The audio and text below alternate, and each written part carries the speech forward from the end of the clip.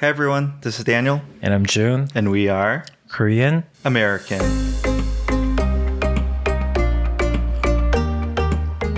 Good evening. Good evening, Jun. It's like we just met a few minutes ago. I'm not sure what kind of role playing you're doing. Oh, breaking from the previous recording. Yeah. Oh, we don't have to hide. But yeah, we had just finished recording our previous episode. And we're recording a second one because we have no backlog and that makes us nervous. So. Yes. And I changed my clothes. Like a pro. I did not bring a change of clothes like a scrub. So.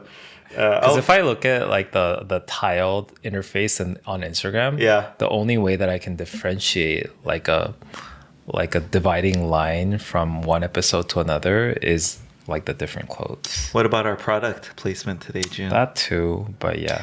Let's talk about our product placement, which is not really it's not product placement. Actual product placement. We are willing to do product placement, people. Who wants to place their products in our podcast? Who wants to be the first? It's very symbolic. But for our listener audience, we have a pineapple cake. Yes. That I brought back for June. And from which country? Oh, yes. We're not going to reveal now. I mean, I think people would know. Yeah. It's either Taiwan or China. Pineapple cake? Is it only Taiwanese? It's only Taiwanese. Oh, okay. I think people would know automatically then. Mm-hmm. From Taiwan. So I was in Taiwan for 10 days. I guess technically 8 nights, 9 days. That's a long time. It's a long trip. Just stay in Taipei. Yeah. Because you were only in Taipei, right? And a few surrounding suburbs, but we never left North Taiwan, right? Like the Yeryu, like the place the where northeast. have like the weird rocks and stuff. Okay. What? One thing I have to have, maybe we should lead with this. Mm-hmm. Can you do some research and tell me what the prototypical recommended Korean traveler Taiwan itinerary is? Did you do that? I want to know what it is because there were Koreans everywhere. There were loads and loads of tour buses just full of Koreans coming on and off everywhere we went. There's like an acronym that Korean people use for Taiwan traveling. Wait, okay. Let me finish though. Also for our audience, we have a pretty amazing Harry Potter clay thing that my kids did, which we'll talk about more in depth later. Mm-hmm. But yeah, June, we were in Taiwan for 9 days, 8 nights total, visiting, one of my wife's best friends, her roommate for a long time in the Bay Area. She moved to Taiwan with her family 4 years ago. So just a few months before we moved, they moved to Taiwan. Mm-hmm. And originally they were only going to be there for a year because they were trying to get to China. Mm-hmm. But COVID and all these things happened. So they ended up staying in Taiwan. Mm-hmm. And as of now, they're planning to be there indefinitely. Mm-hmm. But yeah, it took us a while to visit. I don't know why. We've been wanting to visit. We finally did. It was awesome. But yeah, June, why don't you lead off then with the recommended... It's called 예수진지. Okay. It's a acronym short for 예류, 수펀, 진과스, and 지우펀. Okay. Should go to all of these. Those don't mean anything to me. What are they? Names of cities or locations. Oh, okay. Can you go through one by one? 예류. Where is that? Well, you just came back from. But Jun, you're giving me the Korean way of saying these places. I need to know. I thought it's gonna be. It probably is. It's called Yeilyu. It's the one that has all the rocks. Rocks. Okay. So this is Geopark. And then 진과스. I'm gonna pull up my Google Maps because I starred a lot of places on my trip there. Yeah, and Jiufeng is where they have all was Spirited Away. Do you know that animation? Oh yeah, the tea house. Yeah. We went there. That's Jiufeng. Yeah. And then Su is Sufang.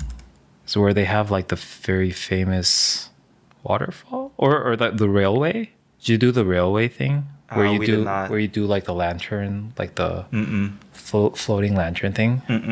So yeah, this is a thing. This is what I don't like about Korean tourism, where they they always tell you this is the right way to travel, You and always talk everyone about has it. to do that. Yeah.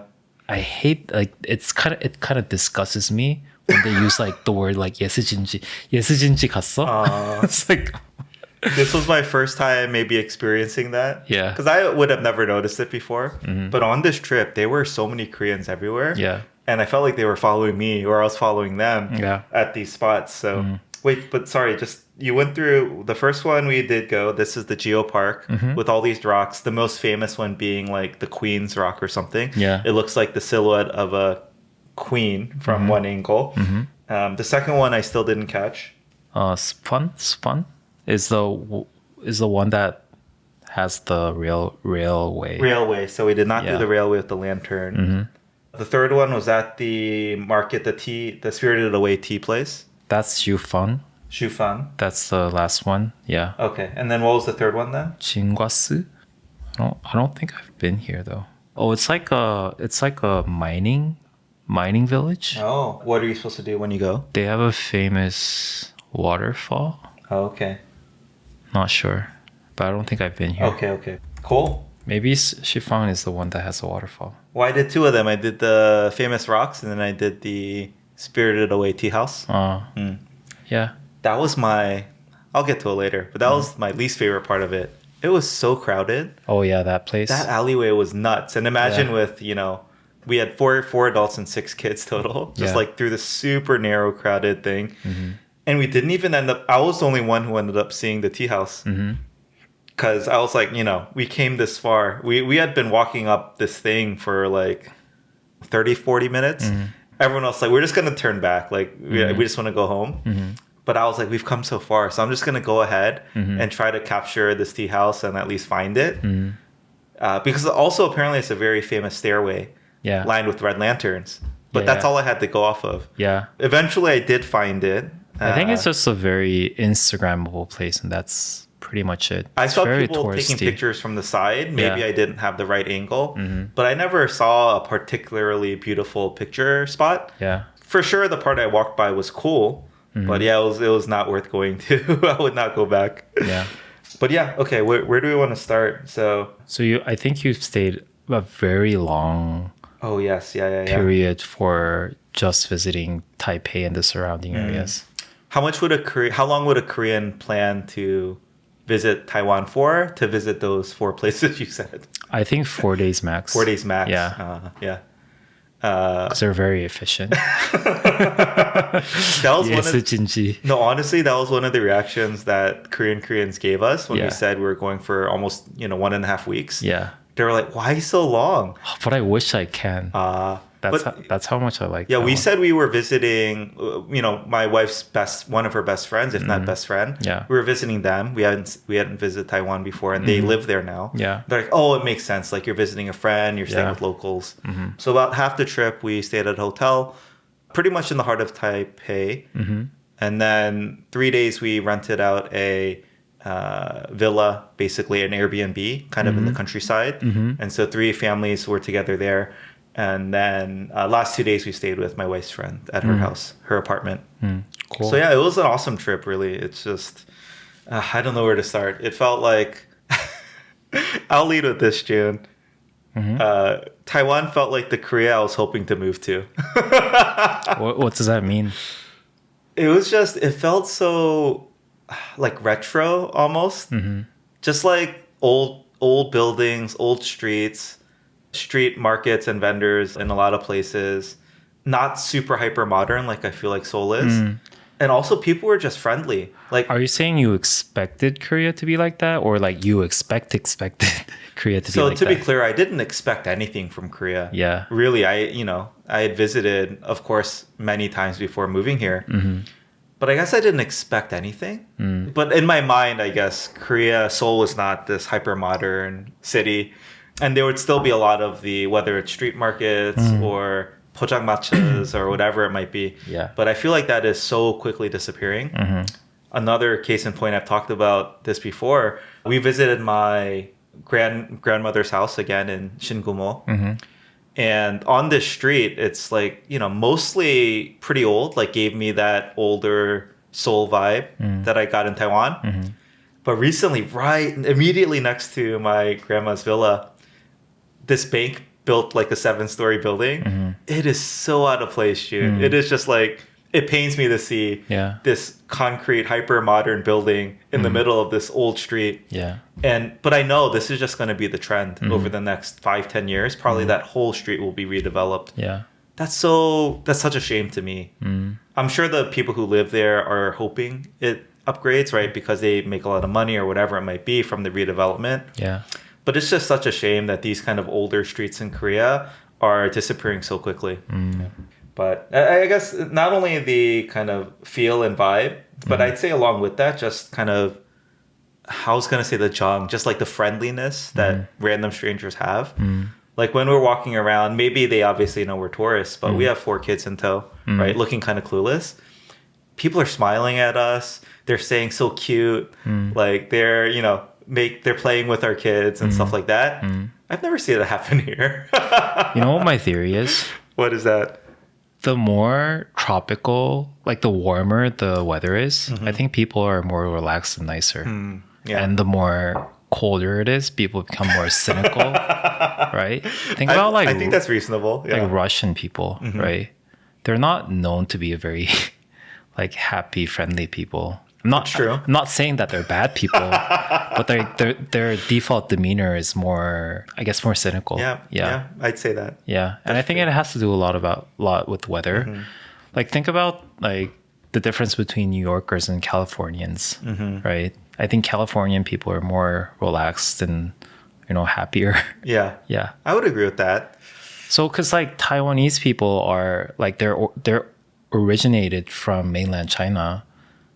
I mean, I think that's a pretty political statement. No, they are. Because they were native Taiwanese too before, what is it? Okay. That whole... That's true. People fled. If you compare Taiwanese people to mainland Chinese people, I think Taiwanese people are more relaxed in nature. Yeah. I will say I've never visited mainland China. This trip makes me want to, just so I can kind of compare different Asian countries and cultures with firsthand experience. But yeah, I mean, Taiwan is pretty much a tropical country. Yeah. This is winter for them. It was, I don't know, 50s to 60s. Fahrenheit? Oh, I don't know, that's like whatever, high teens Celsius. Oh, but that's interesting, June. So it was colder than we expected based on the temperature. Yeah. And so, okay, we also visited not only my wife's friend, but another one of their former coworkers who now lives in Singapore. But basically every year we try to get the families together. We call it the Trans-Asia Summit. But anyway, one of the families visiting from Singapore mentioned that it actually feels colder than it is because of the humidity. Because even when it was 50s Fahrenheit, it's still humid, even though, it was kind of raining on and off throughout our trip there. But maybe this was the first time I've experienced like a cold humidity, if that makes sense. I've always associated humidity with heat and temperature and like making it feel even hotter than it is. But because there's moisture in the air, when it's cool, actually it makes it feel cooler than it is. So this was my first ever experience. Wait, is that scientifically true? I don't know. I think moisture just makes it hotter. It definitely felt colder. Yeah. Maybe that's true. Yeah. Yeah. Anyway, we were not quite prepared for the weather because we had just looked at the temperature and forecast. And yeah, we packed some rain gear, but overall we packed like, okay, it's perfect t-shirt and hoodie weather, something like that. But we needed our sweaters and sweatshirts and jackets a few times. Oh, really? Yeah, it felt much colder again than we expected. So.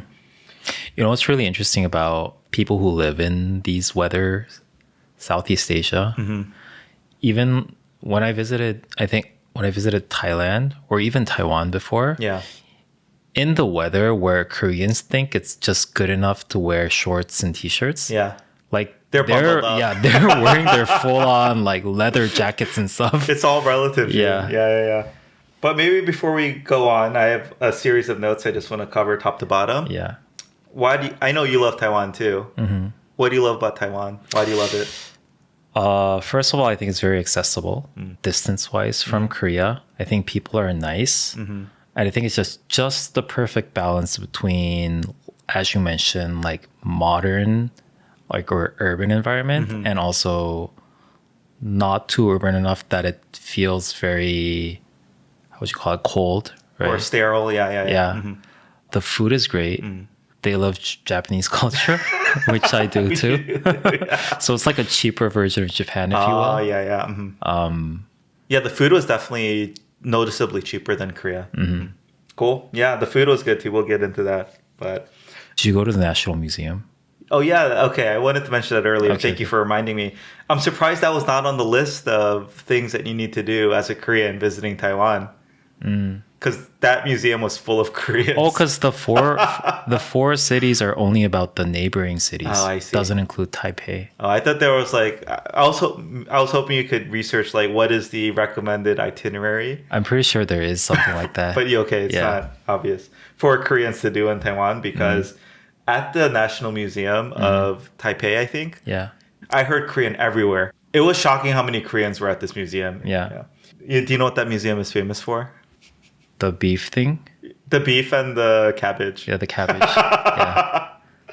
So they have like and then like jade. the seven multi-layered ball thing. Did That you see I didn't see. No. That one's crazy. Oh, there is the back like special exhibition, like all these jewels and stuff like that.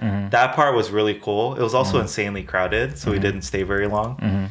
So just to finish the thought, there is a very lifelike, realistic pork belly. Yeah. Specifically, what is dongpayuk? Dongpayuk. Yeah. And which is braised pork belly, and then cabbage, but sculpted from a piece of jade.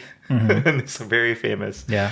But we actually didn't get to see either because it was just too crowded. So many people. We would have had to wait in like a 30-minute line just to see this thing. So we didn't actually see it in person. But yeah, it was kind of cool. I know those are like what the museum's known for. People who haven't been to Taiwan, I really highly recommend you go to this museum because it's very special in that because mainland China had the Cultural Revolution where they sort of destroyed all the cultural heritages from before. Yeah. And so the founder of Taiwan, who's, I think in Korea we say Changgesok, Chiang Kai-shek, when he fled to the island of Taiwan, that is Taiwan right now, he brought all the most valuable Chinese national treasures with him. So I think it's like the pinnacle of Chinese art and culture. Yeah. Everything there is pretty amazing. It was pretty awesome. Yeah. Cool. Should we go by category? Like food? I'm just going to go top to bottom. Did you see the rice sculpting? At the museum? Yeah. No, I don't think so. They sculpt a single grain of rice into like a boat with a person inside of it and stuff like that. It's crazy. I did that. Yeah. Sadly, because we have 4 kids in tow, we can't actually spend as much time at museums as I would like. Yeah. Their attention span fades pretty quickly. And it is tiring being on your feet, walking around, dealing with the crowds. So yeah, sadly, I'm looking forward to the day where we can spend more time in museums as a family. Yeah. But for now, this one was mostly to appease me because you had recommended it so much to go see. Yeah. It was worth it. Yeah. But okay, we'll try running through my list of things. I didn't organize it by like food, culture, etc. But let's just see where the conversation goes. Yep. Okay, very first thing I noticed getting off the plane, my camera shutter stopped making a sound. Oh, because you have an Android. Yeah, they don't have the like shutter sound things. Yeah. So I have a Korean Samsung phone. And I honestly have to say, Jun, at first I missed it a lot.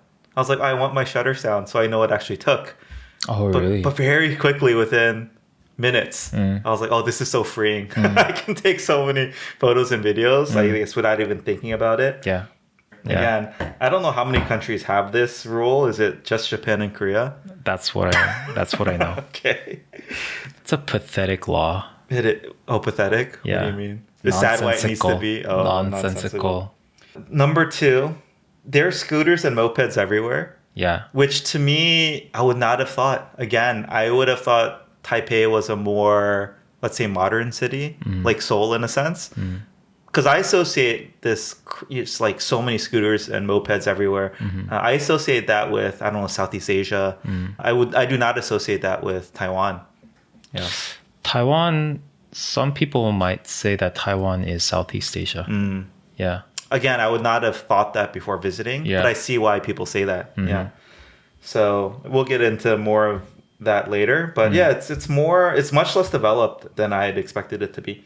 I guess if I had to put it on a scale, I would have said, in my mind again, before moving to Asia, if Japan was like the most technologically advanced, then comes Seoul, and then probably Taipei right behind it. That's how I would have thought. But actually, after living here now, I think Seoul is the most advanced. Then probably Japan behind it, but not by much. And then pretty large gap, then Taiwan. Why do you say Seoul and then say Japan and Taiwan?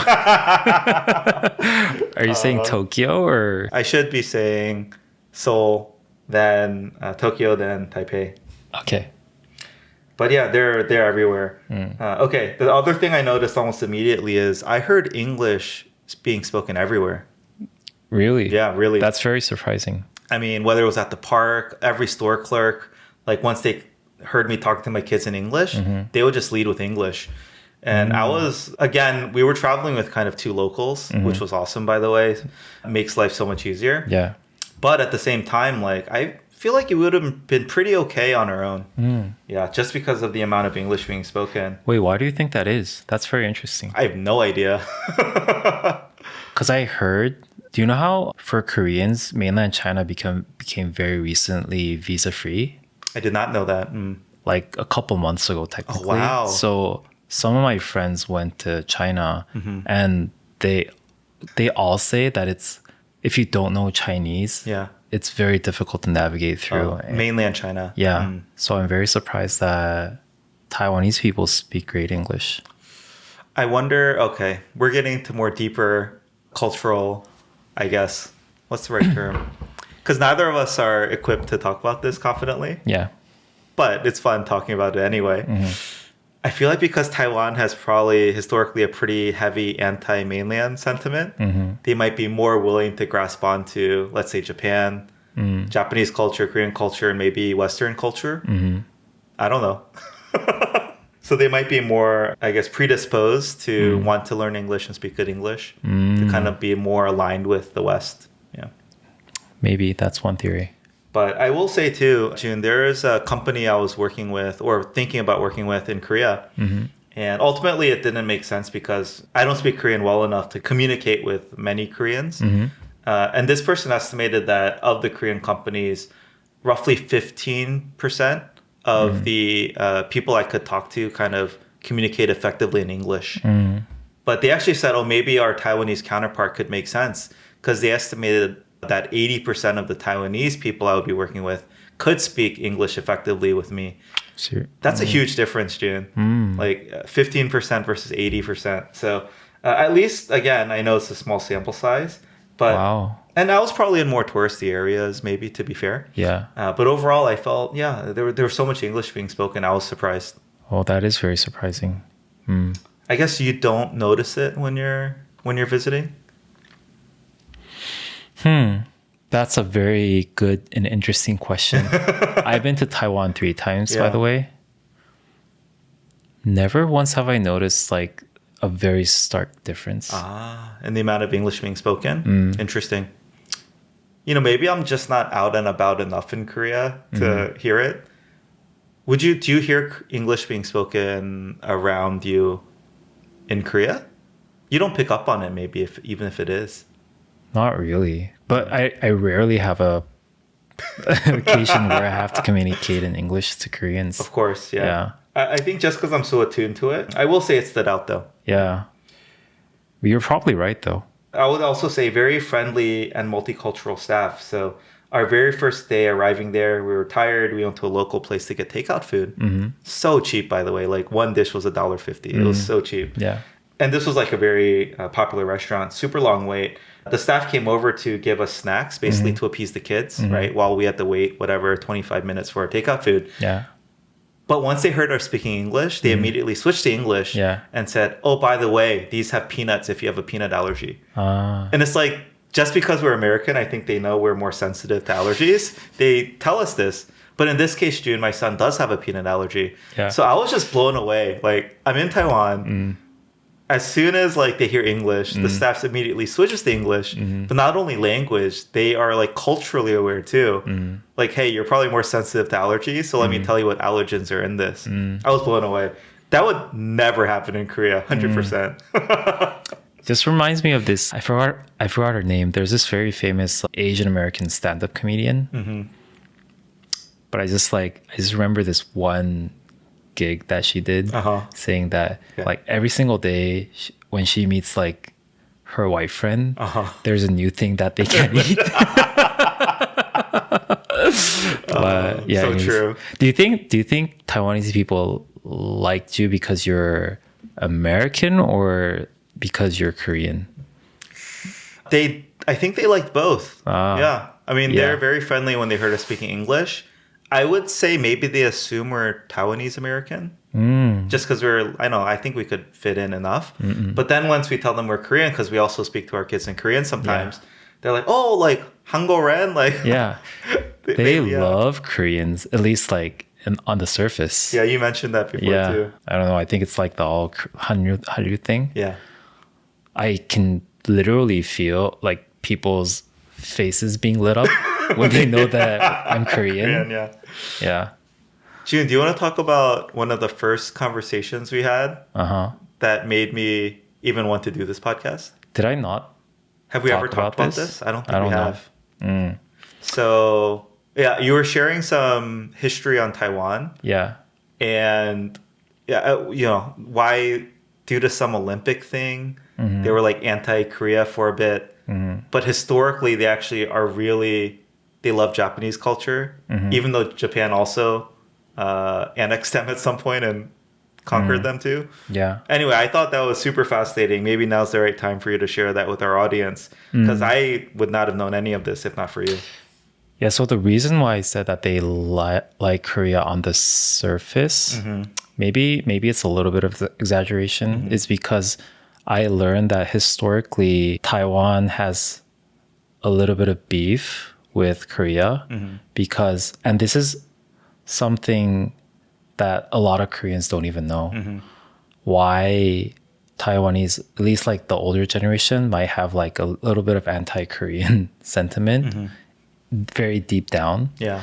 Is because, so the founder of Taiwan, Chiang Kai-shek, I'm probably butchering his name, but anyways. In Korean or in American? Because Chiang Kai-shek is right. That's how we pronounce Chiang Kai-shek is the American pronunciation, yes, right? Yes. Yeah. He was friends with one of Korea's past president, Park Chung-hee, who was the father of our former president, Park Geun-hye. Like the very controversial one. Yeah, the dictator. But also had a lot to do with the economic growth of Korea. Yeah. So when he had a plan to like boost the economic prosperity of Korea, he borrowed a lot of money from Chiang Kai-shek and his national treasury or whatever to sort of initiate this Miracle of the Han River. Yeah, right? Yeah. So Taiwanese people they all think that Korea has a little bit of debt for Korea's economic growth and everything, right? Sounds like it, to be clear, yeah. But when China I don't know if this is the 80s or the early 90s, tried to like debut themselves in the international world, right? Because they have a lot of political issues with Taiwan. Of course, yeah. When they wanted to become a member of the OECD, they said to the other countries, if you want to make a diplomatic relationship with us, you have to cut it off with Taiwan. Choose one of us. Yeah. And while all the other countries were sort of hesitating, Korea was the first one to do it. So they felt a lot of betrayal. Yeah. And there was this I can understand that. There was this very symbolic incident where the current Chinese embassy, which is in Myeongdong right now, was once originally the Taiwanese embassy. Oh wow! And they kicked out the Taiwanese embassy to give room to the Chinese embassy. And think about the trauma. Yeah, that's crazy. And the feeling that the Taiwanese government might have felt to Korea. Yeah. So they always have this like sense of betrayal, being betrayed by Korea. And so they have it very deep inside in their hearts. Yeah. It doesn't really come up like, it's the same as like how Korean people think about Japan, right? But probably to a less degree. I mean, that relationship was even more messed up.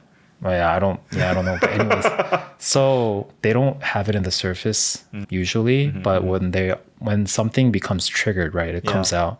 And it came out in, I think, the Athens Olympics or something. Olympics a long time ago. When there was not that long ago. It was 20 years. Yeah. There was this taekwondo match, right? And I think the one that went up to maybe the finals in the women's league or women's division. Yeah. The Taiwanese athlete, she was like kind of like a national hero, almost like Kim Yeona in Korea. Yeah. And she lost to a Korean athlete, and I think Taiwanese people viewed it as like kind of an unfair ruling. And she sort of like she almost like broke down. The Taiwanese taekwondo. Yeah, in the middle of the playing athlete. ground. And like she cried. Yeah. And everyone was watching it live. She being defeated by a Korean. Yeah. Kind of in an seemingly unfair ruling. And so it like really triggered them with all the like the history and everything. Yeah. So there was like a very like severe anti-Korean movement at the time, kind of. Yeah. But now with Hallyu and everything, I think they love Korea. Yeah. But that's such an interesting story. Yeah. Again, I had never heard it, would still not know it. But yeah, very much like Apollo Antanono and like speed skating and how that sparked like anti-American backlash in Korea. Yeah. Yeah, that's what it sounds like to me. Okay, back on track. So not only was the staff very attuned to our peanut allergies. Sorry, was that too abrupt? Oh, no. I mentioned earlier, I still remember the face of like this random this woman on the street smiling at us, at our kids, trying to interact and play with them. Yeah. Again, this rarely happens in Korea. We were at the supermarket, I think 7-Eleven, and we were picking up snacks, and we were like, hey, let's see if the Doritos are good. Yeah. Because I have my thing with Doritos in Korea. These Doritos were good. They were American Doritos. Oh, really? Yeah, they were not Korean Doritos. Okay, I saw in 1995, my first car, June, 1995 Toyota Corolla. Oh. And I haven't seen this car in 20 years. But yeah, I saw one on the street in Taiwan, Taipei, and I was like, yes, like just brought back a lot of nostalgia.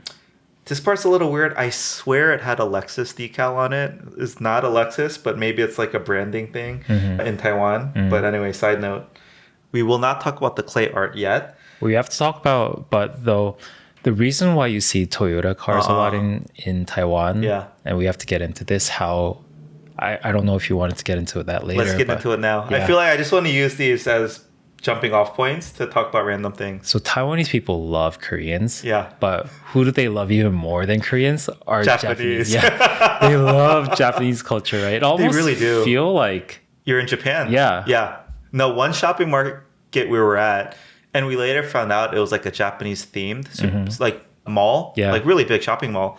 But there was like a Royce's, like we saw Lawson's around. Yeah. Like we saw a lot of Japanese chains and Japanese things everywhere. Yeah. I don't know if this is true, but this is what I heard. The reason why, because it's very interesting, because Koreans have like a thing with Japanese people because they were like, were once colonized. Colonized. But Taiwan was also colonized by Japan too. And the reason why they still have a good memory of that is because maybe I'm wrong, but I heard that from the learnings that Japan got from the Korean colonization era, they took it very mild, is what I heard with Taiwanese people. And they and it wasn't as an important colony to Japan. So they treated them very nicely, is what I heard. So they still have a good memory about that era. So they colonized Korea first, Yeah. brutally. Mm-hmm. A lot of like animosity, did not go well. Yeah. They later colonized Taiwan and said, okay, like you guys just keep doing what you're doing. And so they have a generally more positive, I should say less negative sentiment towards Japan from the colonization. Yeah. Not sure, but it's so interesting, isn't it? It is. I feel like Taiwan and Korea on the surface should be very similar. Yeah. Right? They have an enemy, very big, powerful enemy right next door. And both have gone a lot of cultural, I don't know what the right word is, decimation. They still have mandatory military service, things like that. But yeah, the countries feel so different to me. Yeah. But you know what's interesting? Even when like 10 years ago, when I went to Taiwan, everyone's like styling, right? Their hair and makeup and like clothing and everything was so Japanese. But now if you go, they're all Korean. I can't even tell the difference between. Maybe that's why they assumed we were Taiwanese American. Okay, Jun, I want to bring up this now. It's kind of awkward to say. I know next to no Chinese. But I kept wanting to speak Japanese while I was there. It was so weird. Like I don't know why. Like it just came out. Like, oh hi, like okay, hi for yes. Like they don't know hi, right? Yeah. Or like sumimasen, or it's just like so weird. And I felt so racist saying it. Wait, is it only you or like? It was just me. Yeah, it kept coming out though. Like, why am I trying to use Japanese here? I don't know why it is. Yeah. Like on the surface, it might just be, okay, you're in like a foreign Asian context that isn't Korea. Yeah. So the only, I know some Japanese because I watched a lot of anime in college, but I don't know why it came out. It was so weird. You've been to Bali and Singapore, right? Yeah. Singapore uses English, but when you were in Bali, never came out. No. That is very interesting. But Bali is such a touristy area too. I don't know. Have you been to Thailand? I've been to Vietnam. I've been to Thailand. It never comes out. No, just in Taiwan. It was the strangest thing. I was like, why do I keep wanting to say like hi? Is there something in like the water? I don't know. It's so weird. That makes you like Japan. I can't explain it. I don't think maybe it's racist. I don't know. And I think also Japanese companies invest a lot in Taiwan too, because like all of their like branches, like department stores and like convenience stores and everything, they're all Japanese, right? I bet it's 7-Eleven Japan. 7-Eleven, Family Mart. Oh, yeah. Is Family Mart Japanese too? Yeah. Lawson's? Yeah, I saw all these. They're all Japanese. Oh, wow. I didn't realize Family Mart was Japanese. Yeah. Okay, maybe I feel more comfortable with the Japanese coming out when I was in Taiwan. Yeah. Okay, I'm going to keep running through my list, Jun. Okay. I don't know why this is here, but I realized Harry Potter as a Christmas movie in Taiwan and Korea. Because I think someone had left comments on our socials about Harry Potter being a Christmas movie in Korea. Honestly, I didn't know that either. Oh, and at the same time, while I was in Taiwan for Christmas, I just picked up somehow, that Harry Potter was seen as a Christmas thing there too. So, okay, you did not realize Harry Potter was a Christmas thing. I did not. Okay, maybe now is the right time to talk about this. So, again, for our... Okay, where do I start? So, this is a piece of clay art. It's basically a Christmas Harry Potter clay thing. But, I mean, you can just look at it. It's awesome. It's a wreath. It's amazing. But it's like... It looks like the Harry Potter characters. It's so detailed. All of my kids did this. My 9, 7, and 5-year-old all made... And they all look pretty good, too. This is amazing. So this was done when we visited Hsinchu, which I think is known to be the TSMC city. Oh, really? A bit, southwest of Taipei. It's a suburb of Taipei, though. Yeah. And one of the kids that rides our older 2 kids' school bus, they're Taiwanese. Her mother and father are both Taiwanese. And anyway, when she found that, she went back to Taiwan with her family. And then when she found that we were going to be there, she insisted on hosting us. So we actually spent all of Christmas Day with her and her family. Oh, nice. And honestly, her friends and her neighborhood, which I'll talk about more. Is it a holiday in Taiwan? It is not. It's not. So actually, they follow Japan. Kids do not even get Christmas Day off school. Yeah. We were hanging out with her and her daughter, but a lot of her friends and the other mothers were hanging around too. But none of their kids were there because they were in school. Now I'm starting to wonder, why is it a holiday? Why Why is it even a holiday in Korea? I think Korea is still more of a Christian nation than Taiwan. Yeah. Is it? I would imagine. So, and even though it's been heavily marketed, it's still a Christian holiday at its heart. So, Because maybe Taiwan was never governed by the U.S. yeah, I think that makes sense. Yeah. That it never became a Christian. Well, Japan nation. was governed by the U.S. at one point. Oh, but very briefly, yeah. But I think longer than Korea. Not sure. Okay, at the same time, like Japan and U.S. have a they were enemies in the war, right? Whereas I think Korea rightfully sees U.S. as kind of saving it. So Yeah. very very different context for the U.S. But yeah, so June, this friend's mother, she found or knew of a very famous clay artist, she said, or clay teacher. I don't know exactly, but she got them and did a private, basically Harry Potter clay wreath making workshop for her daughter and our three kids. Our three older kids. Our youngest could not do it. So yeah, it's so awesome. But the reason I wanted to bring this was as a prop today. I want to go on a little bit of a monologue. This mother, I see her every day at the bus stop. I'm pretty sure she'll never listen to this. She doesn't speak English or Korean. The very few times we do communicate, which is very few, it's been like once or twice, she uses Google Translate or Papago. And it's funny because she assumes I speak Korean. So she speaks Chinese or Taiwanese, translates it to Korean, and I still don't understand it. And I say, English, please. Yeah. But again, I hardly ever interact with her. She's always very nice. I can tell she brings snacks for her daughter. She's a very loving mother. But I would have said she is the most quiet, introverted, borderline antisocial, just like person. Like she is so quiet, doesn't say a word, just drops off her daughter and leaves. But June, in Taiwan, she is like the center of the neighborhood. So she runs a music studio. Oh, cool. And they have like 150 students, and basically all throughout the day for Christmas what's a Day. music studio? Sorry. Like, does she It's like teach? a hagwon, I think. Oh, Yeah, instruments so they have teachers. or? Yeah, flute, piano, drums, Oh, classical. all sorts. Or Yeah. drums. Interesting. Yeah. Okay. But it's like a She 3-story runs building. the studio? Yeah, she runs one in her hometown, which is apparently Wow. even bigger.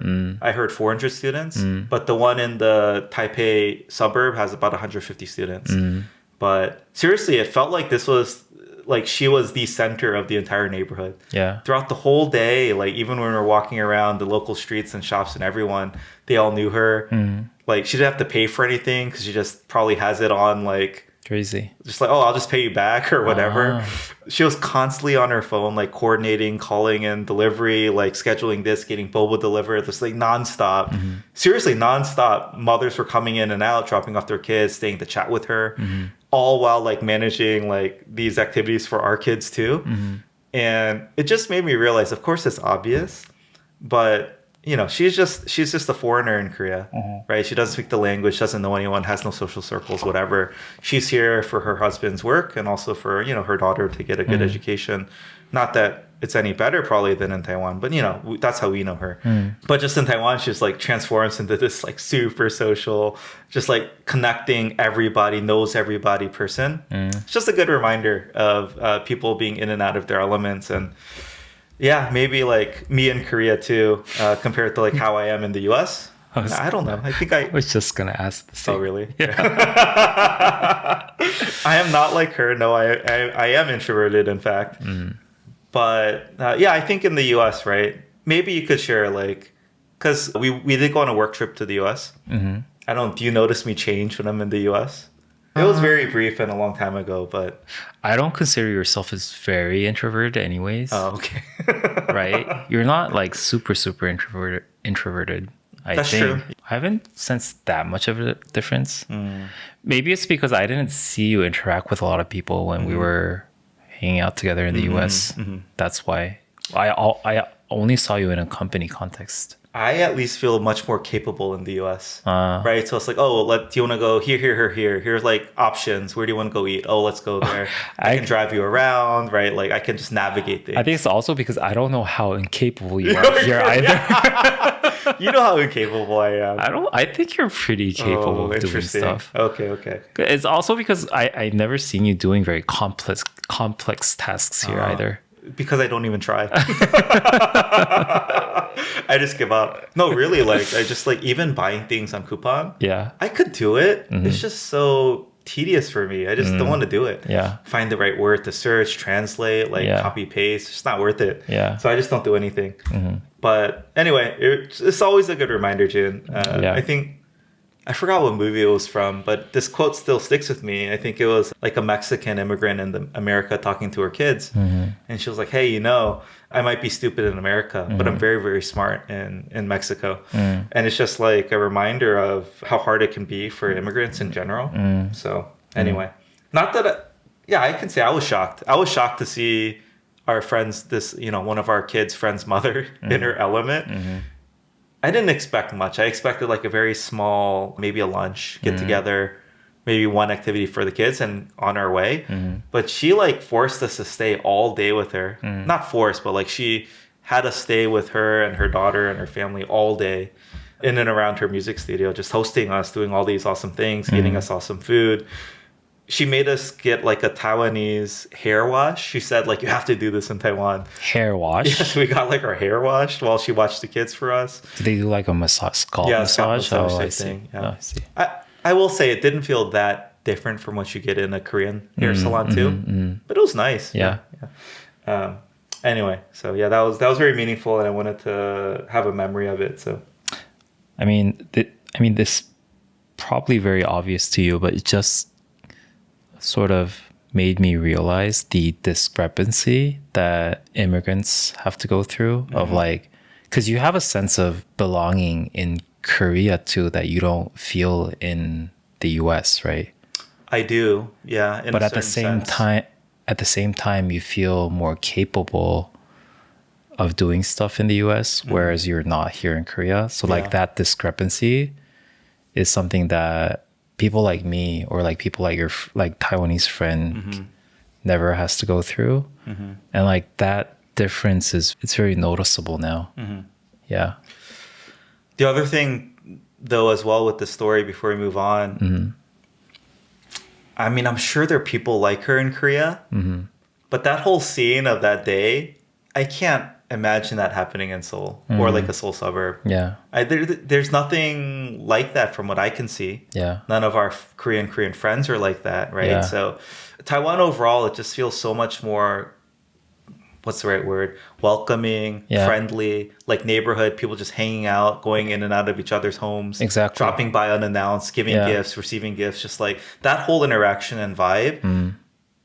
That's what I wanted when I moved to Korea. That's what I was hoping to find and experience, but I don't get it. Exactly. To your point, when I first saw this, you know what I felt? What? Of course this is from Taiwan. Like look at the colors that they're using, right? Like imagine like your kids going through the same class in Korea. They won't like use like this vibrant of a color. It might look more sophisticated, I think, in Korea. But like I think this represents like the happiness, vibrant, like the Christmas spirit energy. In a sense too, right? Yeah. It's very colorful. Anyway, it was very. We weren't sure if we could actually transport these back in one piece, but all three of them made it back. Yeah, so I just brought one with me. Okay. Yeah. Oh, a lot of people were masked up. Yeah, a lot more than I noticed in Korea, like face masks. Oh, masked up. Yeah. I thought you said messed up. Oh, messed up. No, sorry. A lot of people had up. masks on. I'd say roughly, 40 to 50% of people walking around had a mask on. So. I think that's also Japanese culture, which they follow. I'm sorry. Anyway, just I think sometimes I'm just gonna say this because I don't think a lot of Taiwanese people are gonna listen to this. I sometimes feel like they just blatantly follow whatever Japan does. Okay. Like it's so weird that they use line as a messenger all of a sudden. Yeah, we'll get into that. Yeah. That is weird. You can't argue with it if they do use line. Yeah. Okay, my next note, Jun. Maybe we should just branch into that. Okay, so I'll skip ahead. I saw three things that I thought would be more Korean. So line and line pay specifically being everywhere. And then two, I saw coupon packages in the wild. Yeah. I know they've been trying to expand to Taiwan, but Seems like at least some people are using it. And then 3, the very famous in my mind Emis hat, EMIS. Yeah. It was everywhere. And at first that brand is so weird. Oh yeah? Because they're only famous for their hats. But their hats are Have so you good. ever seen anyone who wears their clothes or something? Because they're like a full-on fashion brand. I've only seen their hats. Yeah. But here's the thing. I feel like I was misinforming people. I was telling a lot of people visiting Korea, hey, you have to get the Emis hat. Yeah. And this like the Korean look and like wear it to cover your whole face, right? Yeah. And so I assumed the people I saw wearing the hat in Taiwan were Korean tourists. Well, they're not. They weren't. Do you know why? So why is Emis in Taiwan? Do you know why? Why? So this is a secret to our Taiwanese listeners. Listen, the trend is all over now in Korea. No one wears Emis anymore. Yeah. If you go to the Emis store, I think there's one in Itaewon or something. Yeah. All you see is just tourists, foreigners. I see. It's like the trend is already gone. But do you really think people bought it? Like all those hats were from Korea when they visited? Yes. They're not like direct purchased or there's no store in Taiwan. I don't think there's a store in Taiwan. I'm not sure, but Yeah. I just see so many tourists in like I saw a lot of Emis hats carrying too. all these Emis shopping bags. I'm like, oh, this is like the trend is so over now. Is it? It's almost like a litmus I still want to get it. I test still want to get for it. like a foreigner.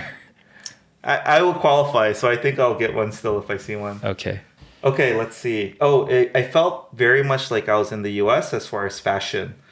So people were wearing whatever. Like, okay, one morning I saw this old man running outside. He was literally soaking wet, drenched in sweat, and just like a white t-shirt. Yeah. I would never see that in Korea, I think. Yeah. So people were exercising on the street, wearing sweats, wearing whatever. So it just felt very, very free, like the US. Yeah. Yeah, which I liked. I love that too. Okay, Mossburger. I didn't even know Mossburger was a Japanese chain. That's another example. Yeah. But they're everywhere. I think they used to be in Korea too. Maybe they still are. Mossburger? Yeah. There was one in Cheongja. I heard it was not good. Our local friends were like, don't eat there. Really? I don't think it's like bad. I think it's like loteria for Koreans. No. Oh, for the Japanese? Like I hate loteria food, but Koreans like it. But I feel like Koreans locals don't like it. anymore. It still seems pretty popular. It's just known as like a very cheap Okay. option. Yeah. But anyway, like they were like, don't eat there. So we did it, even though I wanted to try it because it was everywhere. Yeah. Oh, okay. Yeah, I already talked about this. People are friendlier, small talk. I think like in the cab once, like our local friend was just talking with the cab driver. They talk nonstop the whole 30-minute ride, right? Just like the last time I saw that happen in Korea, June, was when I was with my family in Busan, and my dad was chit-chatting a bit with the taxi driver. But you know, it's two older gentlemen talking, so it's like whatever, younger woman talking with like kind of middle-aged dude, just like small talking. Yeah. But it was awesome. Like this is what I love. But I think Korean taxi drivers also have a lot of urge to talk to passengers. Yeah. But this is like a very strong stigma from young people towards taxi drivers. Don't talk to me. Yeah.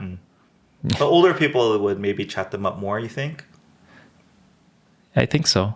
How about you? Would you consider yourself young and like, don't talk to me? Like, what's your attitude towards taxi drivers?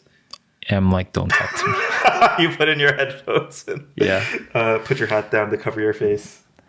I mean, if they start talking to me, I would happily respond back. Yeah. But I would rather like after I wouldn't give them a good review.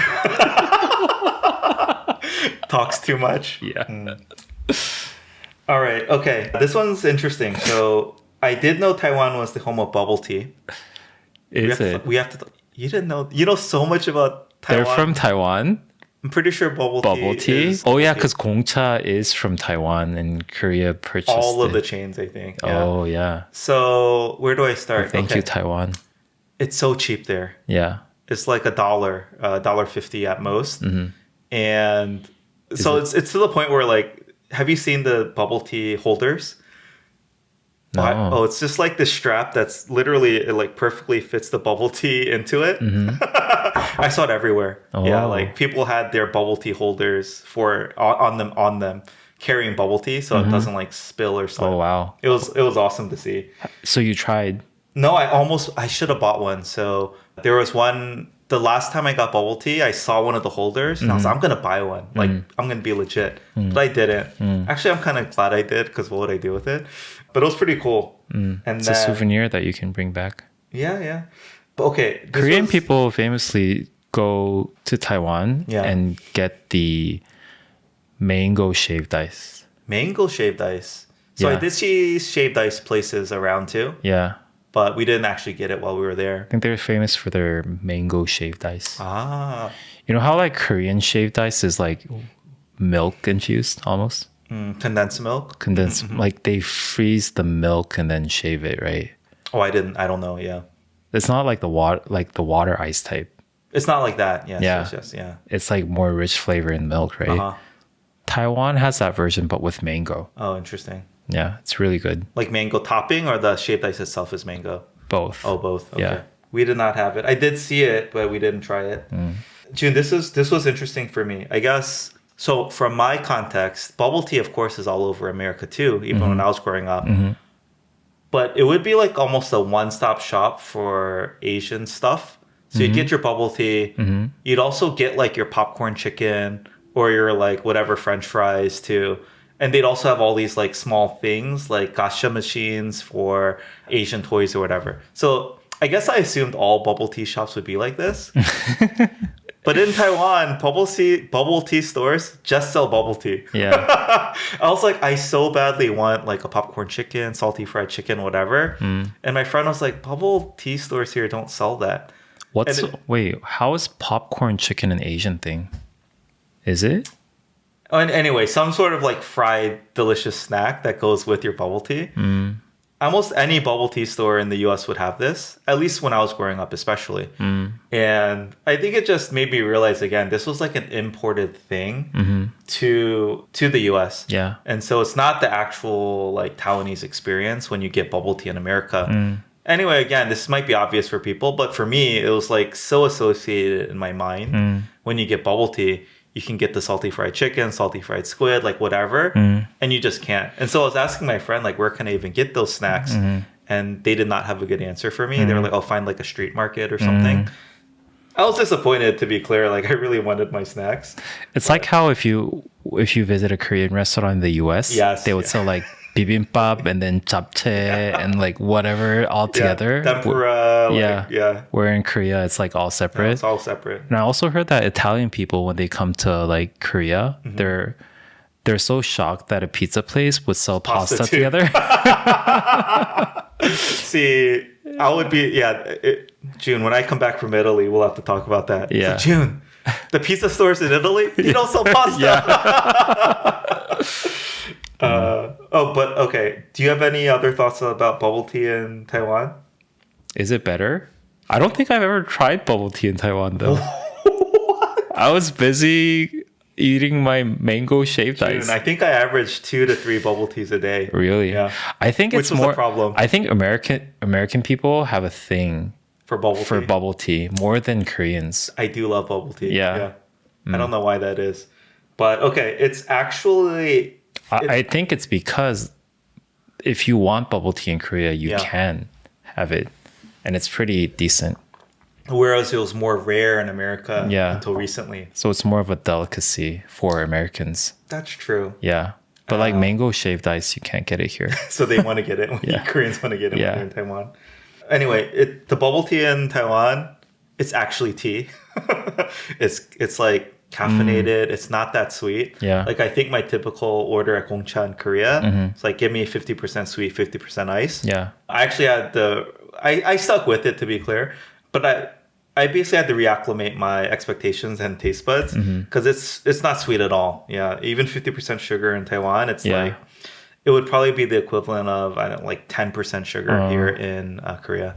So yeah, it's very not sweet, and it really tasted like tea. They didn't have like the crazy flavors. I'm kind of embarrassed to say this. My son likes chocolate bubble tea, which I'm like, that. Come on, even I know you can't order that from that's what he gets at Gongcha. Yeah.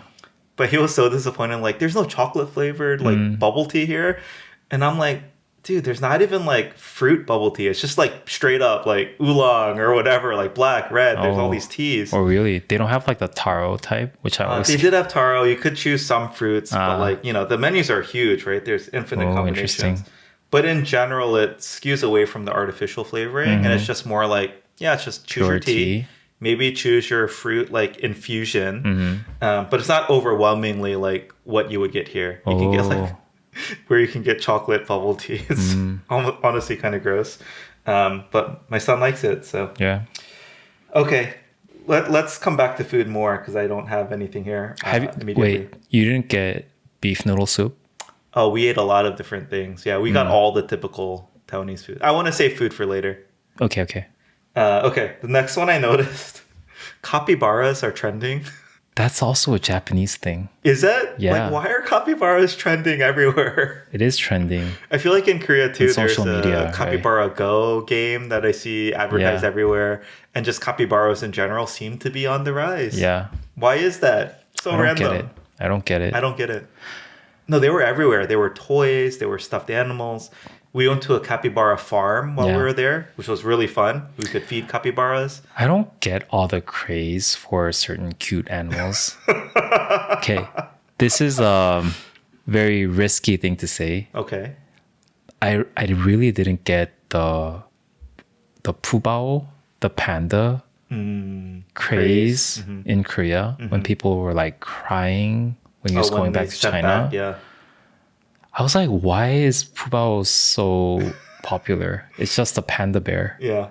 Like, did you get it? Oh, I mean, I don't get it, no. Yeah. But like the pandas are kind of held in very high esteem at the National Zoo in DC when we have pandas there on loan from China. I know it's a rare species. Yeah. Right? And it's very interesting to see them, but I don't know why they're like so... Have you seen a panda in person, Jun? I think I have. I'm going to go on a panda rant. Okay. No, pandas are like ridiculously cute because it doesn't make sense that they're still alive. Like they're so derpy. So vulnerable. Yeah, they're just like they only eat bamboo. They literally only eat bamboo. How can that be a thing? Yeah. And they just like, okay, so we were at the National Zoo, the Taipei Zoo, I think it's called. And yeah, they had two pandas there. And actually, we were so close to one and they were so active. Normally, animals, when we see them, they're just kind of like sitting there doing nothing. But for whatever reason, this panda was on the move. Jun, it was the derpiest animal. Like, it was trying to climb a tree, like, kind of stumbled. Yeah. It clearly looks way too big for what it's doing, but it did climb this tree to the very top. Like, kind of derped around, did nothing, came back down, fell again on its way down. Like, how can this animal be alive? It's just like, even when it walks, it doesn't look like balanced. Maybe that's the cute part. That's what I mean. It is cute. So I get pandas. But you know what's interesting? Capybaras, I don't get. I know for a fact that all the pandas all around the world is only given or like lended from the Chinese government as a diplomatic gesture. Purely political, yeah. How can Taiwan have two pandas in their zoo? Oh, interesting. Interesting. Yeah, China definitely Politics is very tricky. They definitely use pandas for their political and soft power. Yeah. Okay, but yeah, anyway, capybaras, man, everywhere. Okay. All right, my next note is at the capybara farm. I noticed the most, but overall... Oh, you went to a capybara farm? That's what I said. We fed capybaras. Oh, sorry. I thought you went to a cafe. No, we went to a capybara farm. And anyway, that's when I first noticed it. But actually, after that, I started seeing them everywhere. Squat potties. Like just the kind of the toilet built into the ground, you squat over it. Korea used to have that pretty commonly, even up until like 15 years ago, I think. Yeah, that's what I think. Yeah. I remember seeing them in Korea before, but now I don't even know where you might find one in Seoul. Even in my school, I think certain stalls were, you said squat potties? I don't know what they're called, but yeah, I call them squat potties.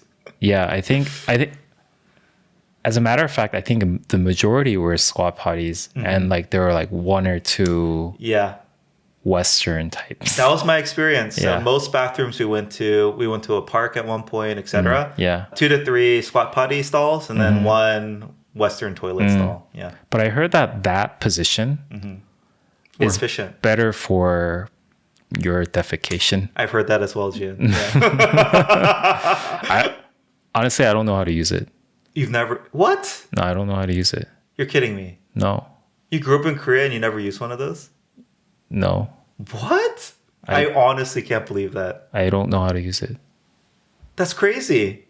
I mean, like, you know how to use it. You've just never used one. I don't know how to use it. You just sit over the thing. What do you mean?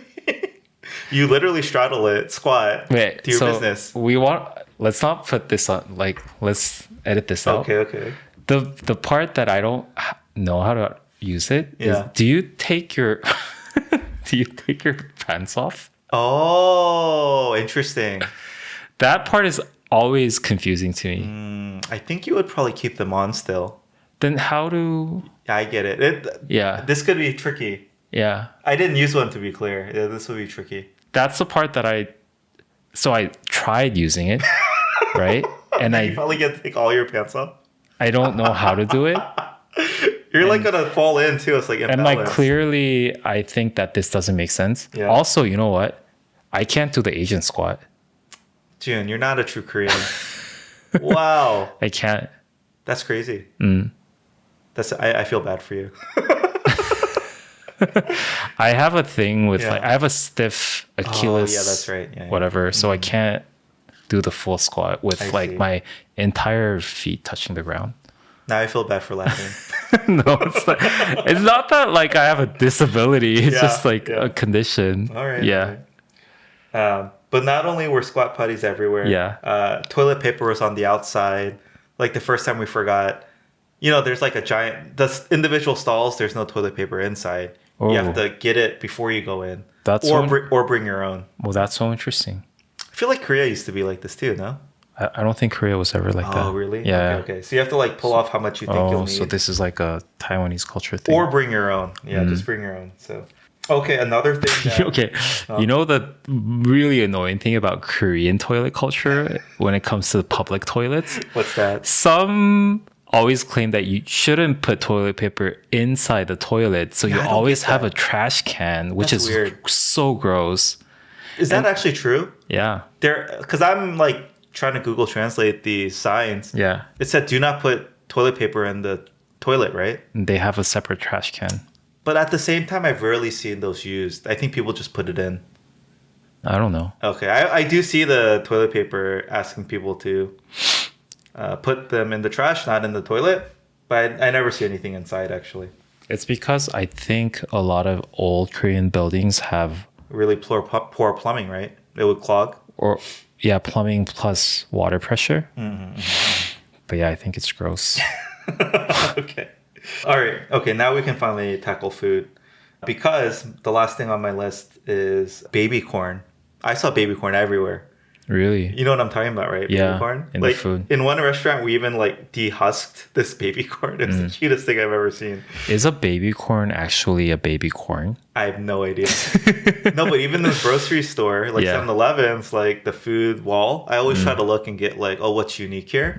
Baby corn. I saw baby corn everywhere. Interesting. Capybaras and baby corn. That's going to be our episode title. I thought it's going to be, you mentioned one thing and I thought it would be a perfect, Taiwanese American, Taiwanese American Doritos. Okay, and that brings us to we got to tackle food in addition to the things we've already talked about. So at first, I will say, Wait, sorry, before we go into food, Oh, okay. one thing that I noticed that I want to see if you notice is building archetypes. no architecture. Archetypes of architecture. What are some archetypes? It's because of their weather. Their buildings are always set back a little bit and allows for a little bit of like a alleyway in front of the building. I did not notice. When you're this, no. walking down the street, you're Yeah. always below a certain area of a building. That's so interesting. Yeah. And they have they have shade. So it's designed for all the rain to not only shelter you from it, but also Exactly. for the drainage to be more efficient. And to provide shade. I see. Yeah. Oh, and shade because it's hot. And sometimes they have air conditionings Oh, in that really? area. Yeah. We were in the winter, so we did not notice that as much. Yeah, and that's not something I would notice. Yeah. I did not notice that. No. Okay. Yeah. Wait, do you have any other Taiwanese thoughts or Taiwan thoughts before we move on? No, just that I love Taiwan. I do love Taiwan. Yeah. It was Okay, we're gonna get into food. okay. Yeah.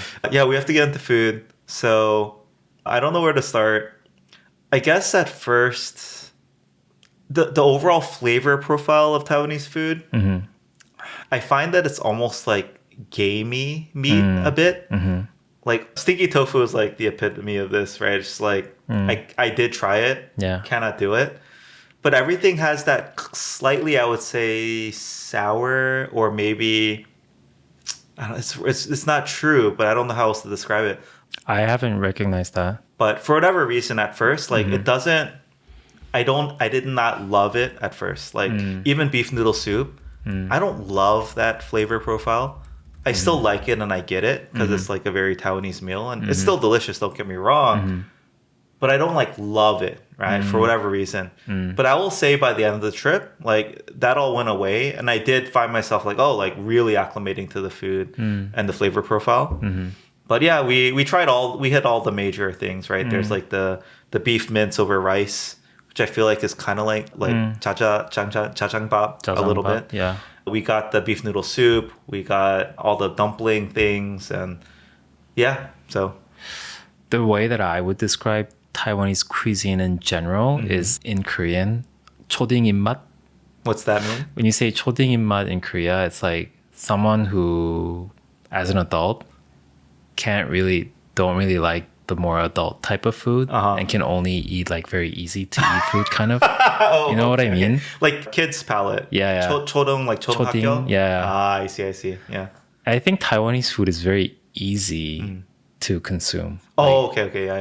Yeah. Our kids ate so well. Yeah. Like there was one dish. I think it was just like I can't believe I forgot. Winter melon, mushroom, and beef soup. Yeah. It's the simplest soup. My son ate like 6 bowls. Like he ate the whole thing. Wow. I've never seen him eat this much in my life. Really, I'm not kidding. He loved that thing. He ate so much of it. And in general, all of our kids ate so well to the point that honestly, now that we're back in Korea, I can see like my wife is being very intentional about forcing them to eat because she's like, oh, they just like tried all these different foods. We got to keep riding this wave so we don't settle back into our pizza, hamburger, whatever rotation. So yeah, she's just like trying to ride that wave. Like they ate so well, so much different food in Taiwan that we're like she's pushing more diverse foods on them in Korea.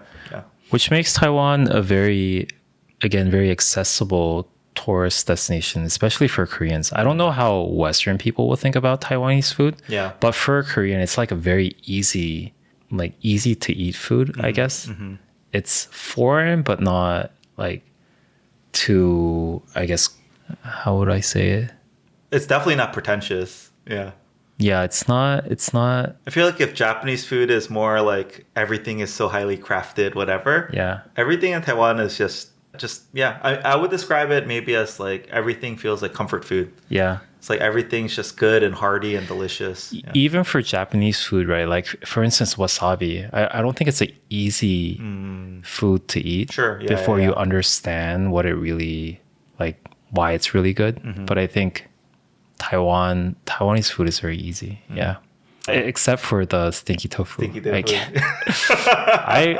first time I tried stinky tofu was in mainland China. And so I thought if it smells this bad and people love it that much, it might taste good once you put it in your mouth.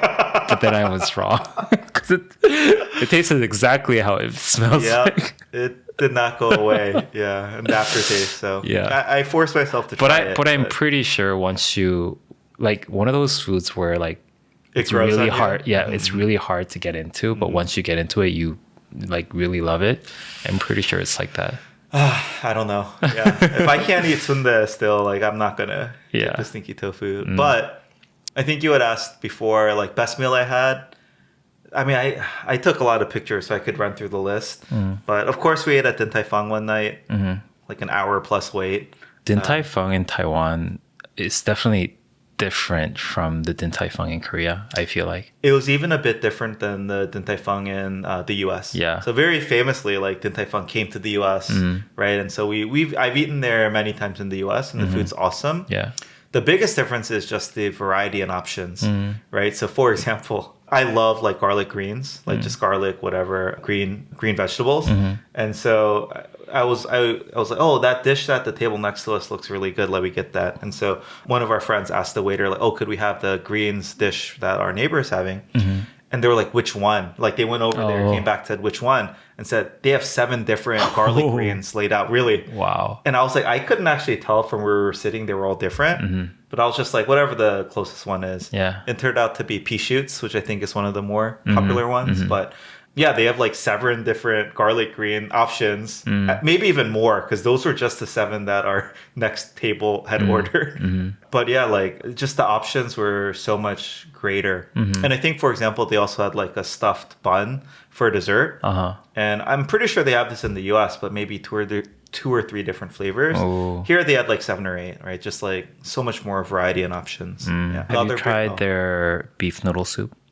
At Din Tai Fung or in general? In general. Yeah, we got beef noodle soup at least twice. There, I think they just call it beef I can't believe I didn't recommend you this one beef noodle soup place in a market. It's like so out of nowhere, but they're like, it was so good. Okay. Anyways. Thank you, Jun. Next time. I don't know if I'll ever be back in Taiwan. But yeah, they just call it beef noodles there. They don't call it beef noodle soup. Oh, they call it beef noodle. I kept saying like, oh, can we get beef noodle soup? They're like, oh yeah, we'll get beef noodles. Oh yeah, in Korean it's also beef noodle. It's just beef noodle. 우육면? Yeah. I quickly realized, okay, they drop the soup here. Yeah. But just beef noodles. Again, the minced pork over rice dish is very famous. But yeah, I think we got all of the most popular foods. We did a pineapple cake making class. Our kids They're famous for their pineapple cakes too. Our kids went to like a pineapple cake workshop. That was pretty cool. Yeah, it turned out really good when we ate them.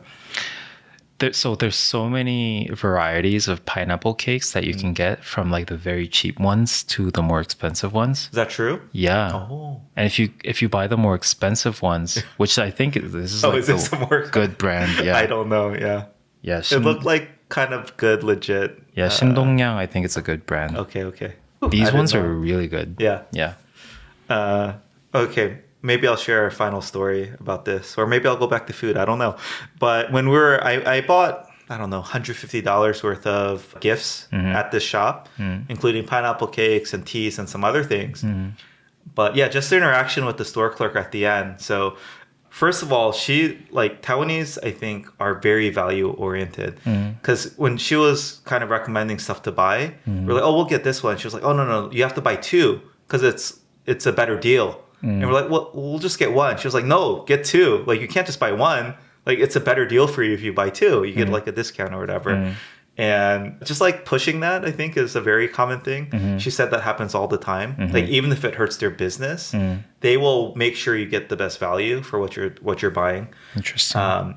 Secondly, when we were checking out, she like really forced my friend to like get the app. She's like, no, you get like 50 Taiwan dollars off if you sign up the app. Yeah. It's like, oh, no, it's okay. We're in a bit of a rush. She was like, no, you have to get the app. Like she, again, made her get the app and download it. When we were checking out, she asked, oh, do you need some small bags? Because clearly she knew we were buying gifts. And it's just super generous. Like she went one by one, like what size. She like literally sized out the boxes we were buying and like what bag fits it the best.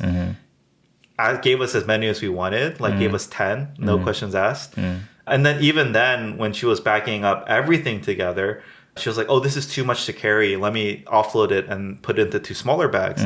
So this whole process must have taken her like 10 minutes, right? But she like meticulously put them into 2 bags and gave it to us at the end finally. And even then, she was like very apologetic, my friend said, because she was like, oh, the bags aren't perfectly like divided. One's still heavier than the other. Like, do you want me to try to balance them even more for you? And we're like, no, it's really fine. Like, you're just above and beyond. Yeah. But come on, can you imagine that happening in Korea? No way. No. Like, this person went above and beyond for no reason, no expectation, right? Just like trying to make it as comfortable of an experience as possible for us. To me, it's just like, that's nice, right? That level of courtesy. It's not even service, just like friendliness. throughout the whole process, it was something I hope to remember. But yeah, that was just the story of getting like the gifts from that store. Yeah. This is not on the topic of food. Okay.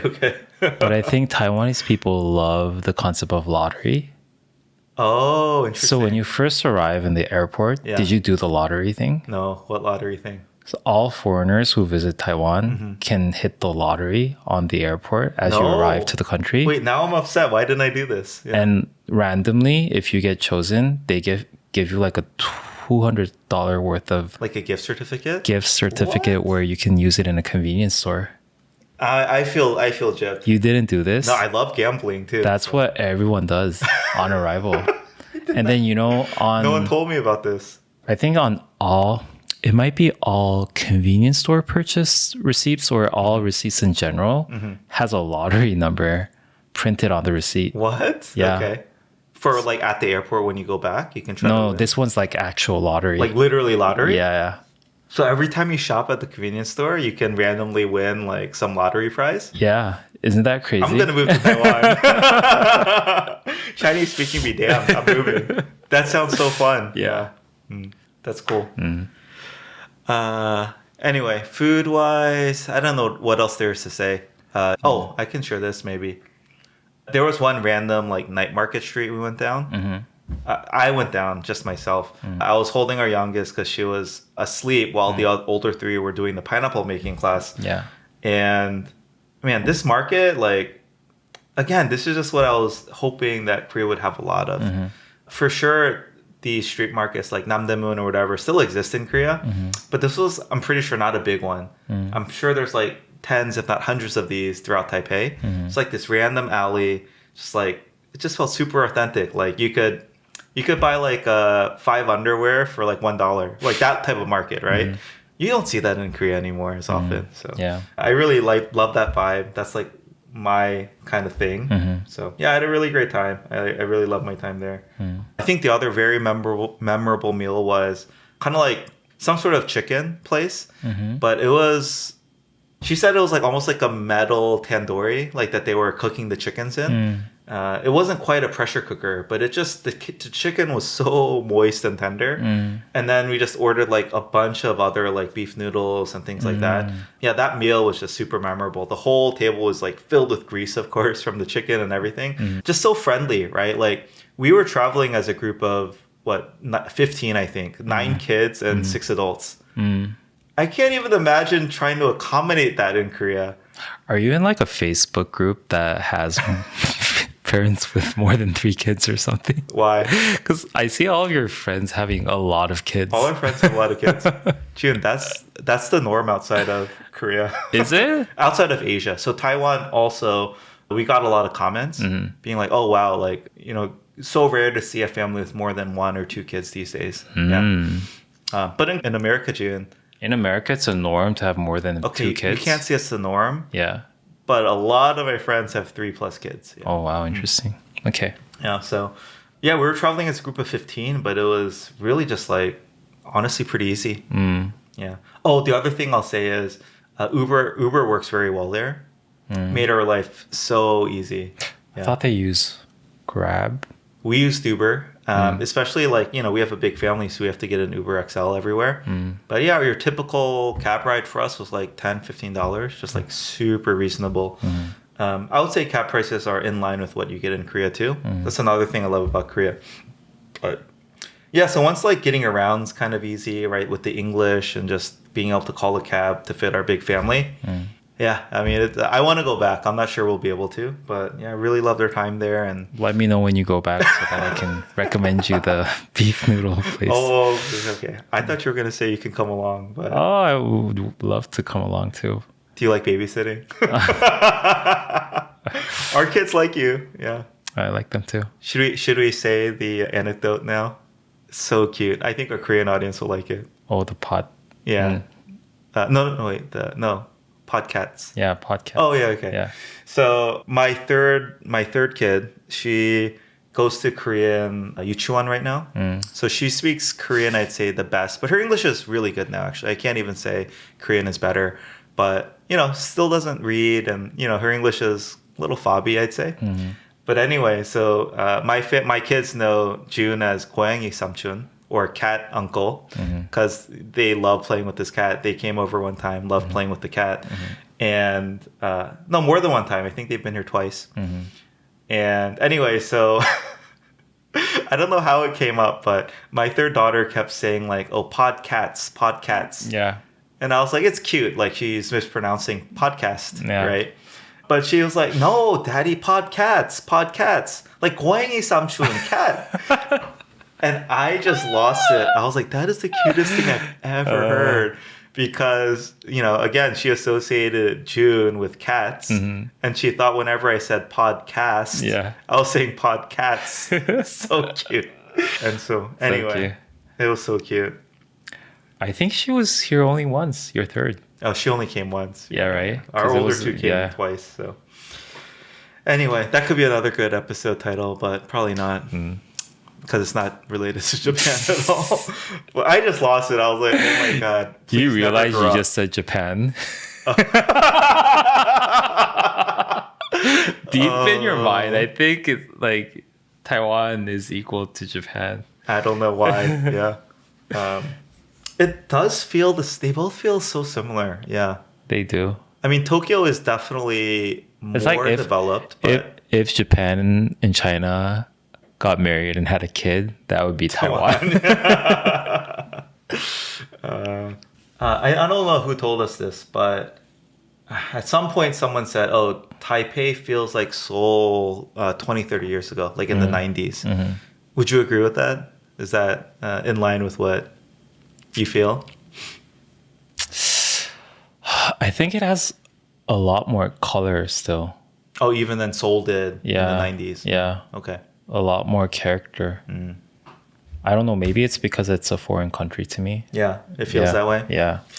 Yeah, I honestly, if I could get by and communicate and had family or whatever, if there was a pull to Taiwan, I think we would have to consider living there. But yeah, obviously for now there's no pull. So okay, I think that's it for this episode. We actually do have one new. We have a new Patreon since this morning. Yeah. Since an hour ago? Yes. That's crazy.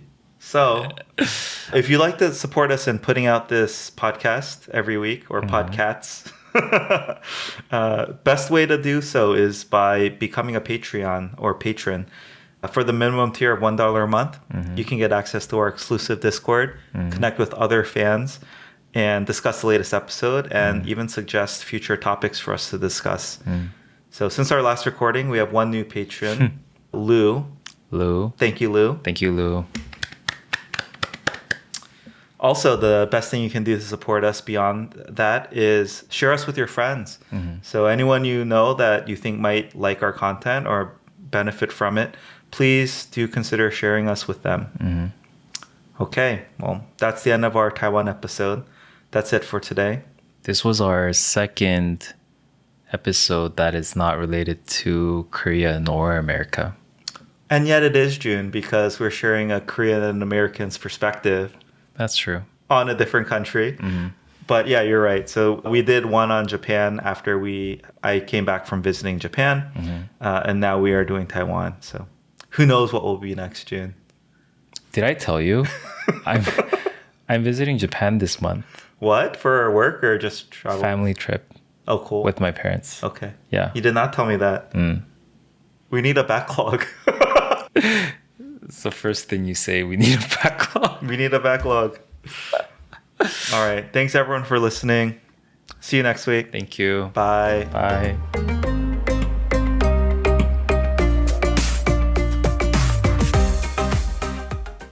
Although I don't know if I should share this. I have a hack where, like, if I cover the sound emitting part of my phone, it pretty much silences the shutter sound. Really? You want to see? Let me see if it worked for the camera.